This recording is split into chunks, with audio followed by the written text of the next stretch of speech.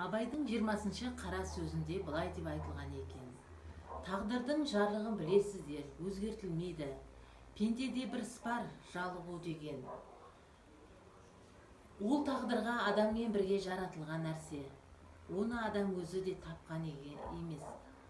Оған егер бір еліксе, адам баласы құтылмағаны қиын. Қайраттанып, сілкініп, тастап кетсе де ақырындап тағы келіп жеңеді.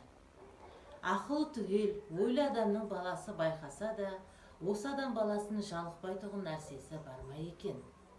Тамақтан да, ойыннан да, күлкіден де, мақтанудан да, кербездіктен де, тойдан да оның үшін барлығының ғайыбын көреді.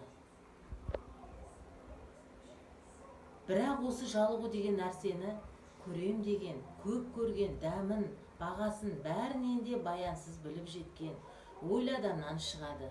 Соншалық ғұмырының баянсыздығы, дүниенің әрбір қызығының ақырының шолақтығын көрген білгендер тіршіліктен де жалықса болады.